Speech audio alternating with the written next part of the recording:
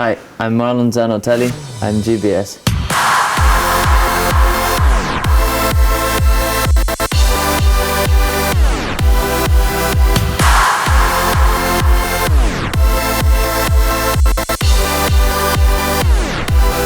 Try it.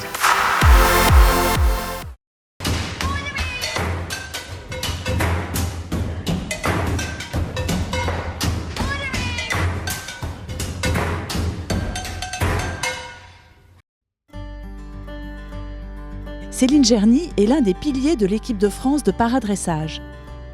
Devenue paraplégique suite à une chute de cheval à l'âge de 18 ans, elle n'a jamais renoncé à sa passion. Aujourd'hui, elle conjugue son métier d'institutrice et sa carrière d'athlète de haut niveau. Enjouée et espiègle, Céline a toujours le sourire, et encore plus quand elle est au milieu de ses chevaux. Nous la retrouvons chez elle, près de Rethel, dans les Ardennes. Bonjour Céline. Bonjour. Merci de m'accueillir avec tes partenaires. C'est un peu, c'est que des chevaux que tu as montés, tes vieux chevaux en quelque sorte. Oui, c'est mes vieux chevaux. Dont Illico, qu'on a déjà vu en compétition avec toi. Illico, avec qui j'ai gagné 2 médailles de bronze au championnat d'Europe en 2009.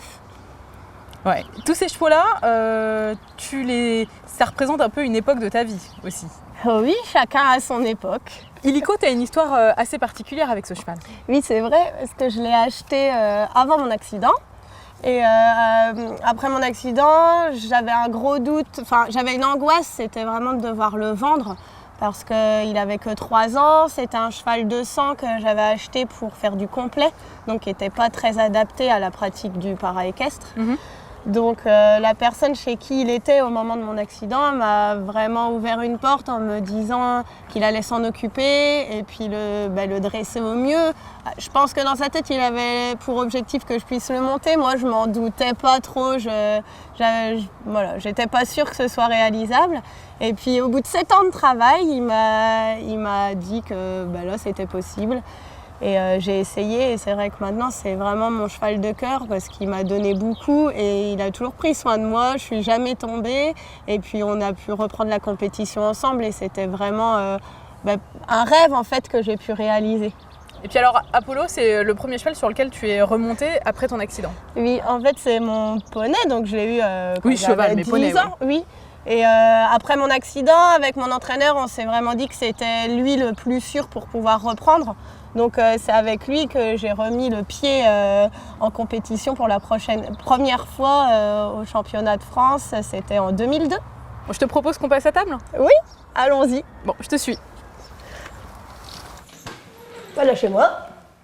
Bah écoute, merci de nous accueillir. Qu'est-ce qu'on va manger? Alors on mange du riz avec du poulet au curry. Super, voilà. Nickel. Est-ce que je peux faire quelque chose pour t'aider? Non, tout est prêt. Tout est prêt. Ouais. Je me mets les pieds sous la table alors. Exactement. Voilà. Donc j'ai fait une petite entrée et puis voilà, après, plus qu'à manger et j'espère te régaler.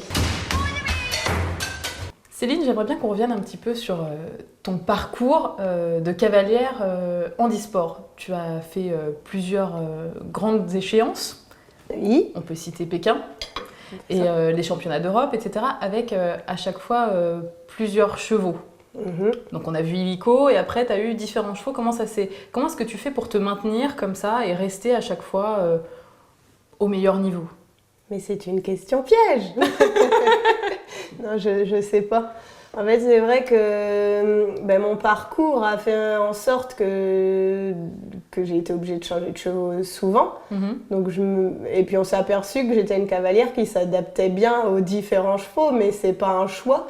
C'était vraiment à chaque fois des contraintes et plus par obligation. Les aléas. Et opportunité, parce que ça m'a quand même amené beaucoup de bonnes choses, mais c'est vraiment pas un choix. Mais c'est difficile de trouver un cheval quand on est cavalier en paradressage? En gradin B, pour les petits grades, c'est vraiment difficile.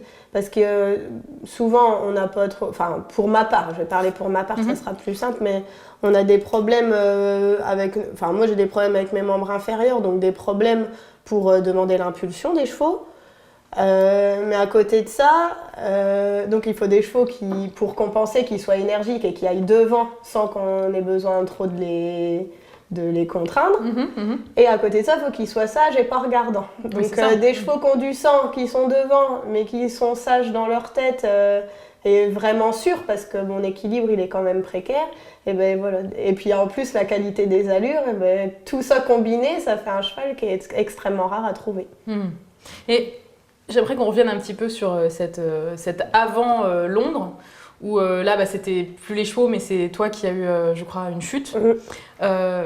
Comment est-ce qu'on rebondit après un événement comme ça? Comment tu l'as vécu et comment est-ce qu'on rebondit? Ben, moi, en fait, quand je suis tombée, je me suis cassé le plateau tibial et je me suis pas dit c'est terminé à ce moment-là. J'ai dit ouais, on me répare, on me met une broche. Enfin, moi je dis c'est bon, quand t'es chirurgien, faut pas faire maths sup pour soigner un tibia. Voilà, c'est bon. Presque quand même. Oui, mais bon, enfin voilà, c'est un truc banal. Comme je me sers pas de mes jambes, Bah oui, avec un clou dans la jambe, hop, je peux quand même monter à cheval. Et puis on réparera après. C'est pas grave. Sauf que en fait, j'ai C'est fait, peut-être pas si simple. j'ai fait un staphylocoque dessus. Donc j'ai été embêtée 2 ans parce que mon os n'a pas du tout consolidé. Et puis j'ai eu des grosses périodes à l'hôpital, un peu de doute, savoir si j'allais garder ma jambe. D'accord. Bon, ça a été vraiment une période très très compliquée. J'ai eu un fixateur externe pendant plus d'1 an.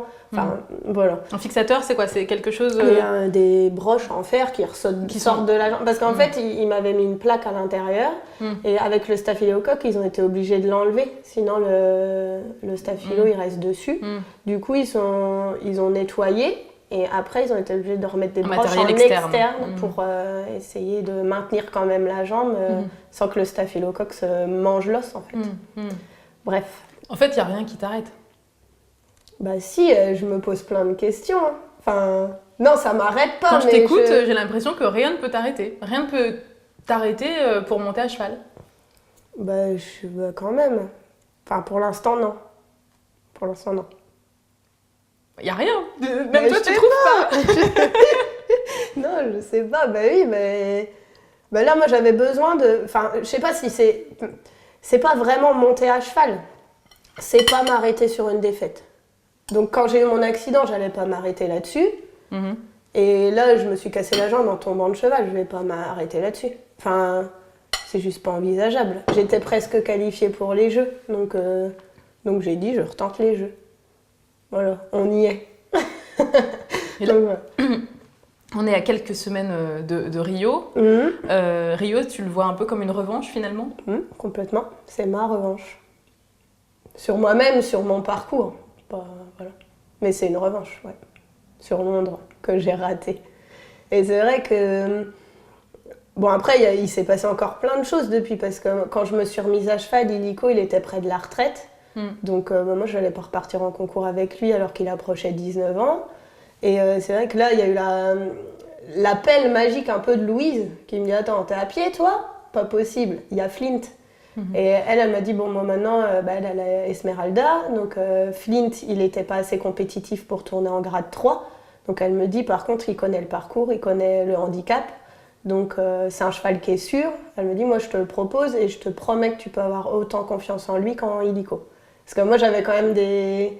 Enfin, quand je me suis remise à cheval, il ne faut pas déconner parce qu'une chute et ma jambe là, on la coupe pour de bon. Donc, bon, il y a quand même des... Voilà, j'y pense quand même. Mais bon, c'est vrai qu'une fois que je suis à cheval, j'oublie et puis je repars. Enfin, j'ai pas peur.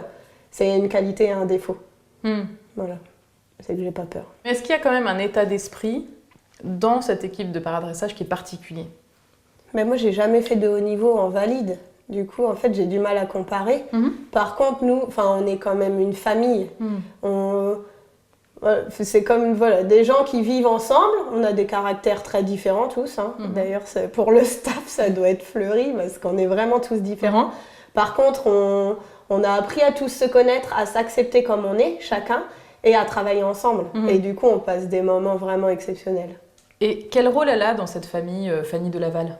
Mais elle, c'est la maman, quoi. Bon, alors ce que je te propose, c'est qu'on écoute maman parler de toi, c'est notre cerise sur le gâteau. Céline, c'est une cavalière qui a la compétitivité dans le sang. Je crois qu'elle est très motivée, très volontaire, très décidée. C'est aussi, je pense, une perfectionniste qui veut bien faire et qui cherche toujours à s'améliorer pour être de plus en plus compétitrice et performante dans les compétitions qu'elle fait.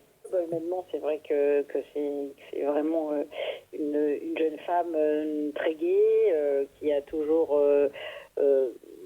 beaucoup d'optimisme, qui est toujours très très très contente de ce qu'elle vit, qui a aussi, je trouve aussi le sens un peu de la dérision, et ça c'est très bien. Donc c'est vrai que par rapport à un groupe, par exemple, que nous constituons quand on part en équipe en compétition internationale, Céline, elle est vraiment toujours très appréciée par tout le monde parce que c'est très agréable de vivre avec elle, ça c'est certain. Voilà, alors est-ce qu'elle a des petits défauts malgré tout? Ou des petites Oui, manies bien sûr qu'elle a des petits défauts. Alors en ce moment, je suis un peu en train de me bagarrer parce que de temps en temps, elle me dit des gros mots. Et comme elle est institutrice, je lui dis qu'elle me dit oh, je fais pas avec les enfants et tout. Voilà, donc ça c'est son petit côté un petit peu plus espiègle, voilà. Ça va. Ça va. Ça aurait pu être pire. Ah, j'ai une idée. La prochaine fois que je vais en concours, je vais dire aucun gros mot. Ah bah on espère bien. Comme ça. Ah mais c'est parce que je suis un petit peu un charretier. Du coup, je vais leur faire cette blague. Je vais voir s'ils vont remarquer que j'ai fait des efforts. Comme ça, elle pourra plus rien dire de mal. Déjà là, en fait, on a un protocole. C'est un gros mot, 1 euro pour la cagnotte, pour l'apéro. Ça va, c'est raisonnable. Ouais, ça coûte cher. Tes élèves, justement, toi qui es institutrice, Fanny nous l'a dit, comment est-ce que ça les intrigue le fait que tu sois aussi cavalière? Est-ce que ça les intéresse? Est-ce qu'ils te soutiennent? Ah, ça les intéresse beaucoup. D'ailleurs, j'en ai pas mal qui montent à cheval aussi. Ils viennent monter au club. Et ils sont contents de me voir dans un autre milieu. En fait, bon, il y a la maîtresse et quand ils vont monter à poney, ils me voient aussi avec mon cheval faire la même chose qu'eux. Ils me voient dans une passion, dans ma passion. Et moi, je suis contente de pouvoir partager ça avec eux. Les JO de Rio, c'est une étape importante pour toi. Est-ce que déjà, tu as réfléchi à ton après-JO? Ça fait aujourd'hui 14 ans que tu fais partie de l'équipe de France, je crois. Est-ce que tu te projettes déjà après ces JO-là? Non, parce que je me demande si je vais pas arrêter. Ah. Enfin, je pense arrêter après les Jeux. Pourquoi? Parce que je prends beaucoup de risques par rapport à ma jambe, parce que ça fait 14 ans que je suis en équipe de France et que ça prend beaucoup de temps, beaucoup d'énergie, beaucoup d'argent. Donc voilà, et puis en même temps, j'ai pas de cheval sous la main pour faire la relève. Alors je me dis, est-ce que ça serait pas le moment d'essayer d'arrêter? En fait, je dis ça parce que je ne suis pas sûre. Ça fait tellement de temps et enfin, j'ai toujours fait ça. Donc je suis pas sûre d'être capable de gérer ma vie sans, de pas m'ennuyer ou je sais pas. Donc voilà, donc je pense que je vais essayer d'arrêter.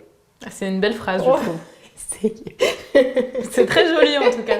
Je sais pas. En fait, je suis pas sûre d'être capable de le faire. Mais pour l'instant, c'est mon projet. D'accord.